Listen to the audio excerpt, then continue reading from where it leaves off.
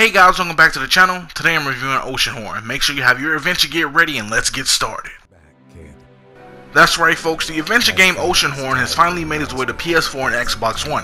First releasing for iOS and Android last year, the adventure title has finally made its way onto the consoles. You star as the main character of the game, the kid, who's chasing after his father who's going to stop the evil Oceanhorn monster from tearing up any more islands and killing anyone else in the process. Between having to find your father, collect the emblems, and resolve issues between, it's up to you as the kid to stop Oceanhorn and the Dark Lord Mesmeroth from any more destruction.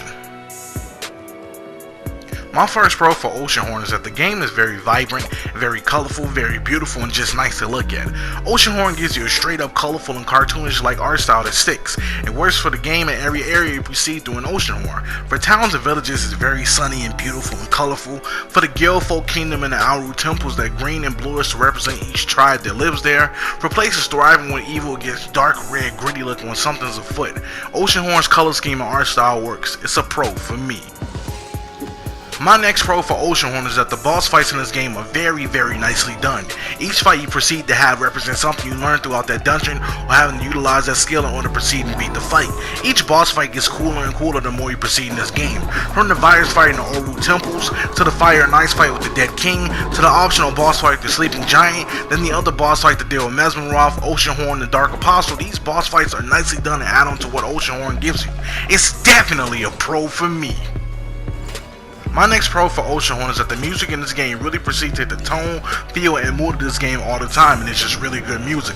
Nobuo Uematsu of Final Fantasy Acclaim does the music in this game and really sets the standard of the game with how well the music sounds. When you're traveling, you have this upbeat, bouncy music that's meant for adventuring. The dungeons have this dark and damp sound to them that gets you immersed into the dungeon. The boss fights have this heavy orchestral or hard rock theme going for it. Oceanhorn's music is phenomenal and it's definitely a pro for me. My next pro for Oceanhorn is that the game itself is just one big nod and homage to the Legend of Zelda and still keeps its own identity while giving that old school vibe to it. Oceanhorn manages to take gamers back to the older style days of Zelda with the combat, health, and item system it has, but still manages to give its own identity and flavoring to that kind of style. Oceanhorn takes notes from Ocarina of Time and Majora's Mask days and remixes itself in a good way.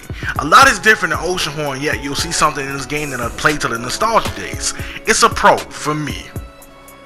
My next and last pro for Oceanhorn is that this game has a lot of content. Going straight through the game is a 6 to 8 hour playthrough, but even then you aren't scratching the surface of this game because you'll still be missing islands, side quests, challenges, blood diamonds, boss fights, and many more things to collect.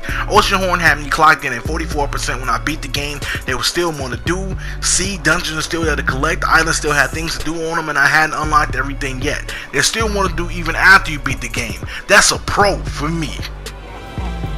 My first con for Oceanhorn is that the actual Oceanhorn fight itself is very underwhelming. There's so much build up to it and so much talked about behind Oceanhorn, and that the boss fight with Oceanhorn has two phases. The first phase had a semi-challenge to it, and the second phase was very underwhelming how easy you can beat that fight in under 2 minutes.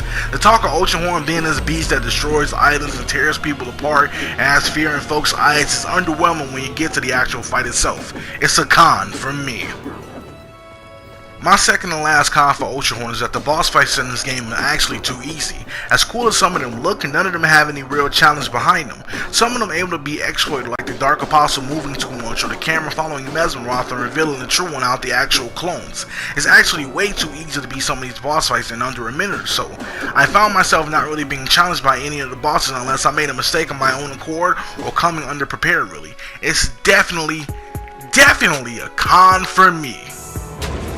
But all in all, Oceanhorn is a fantastic game. With its beautiful and vibrant art style, these cool boss fights you have in the game, the music that really hits every tone and mood set in the game, the homage to the Legend of Zelda, and the content this game has is really top notch. But with the very underwhelming final fight of the game and the really easy boss fights, it can be disappointing in those aspects.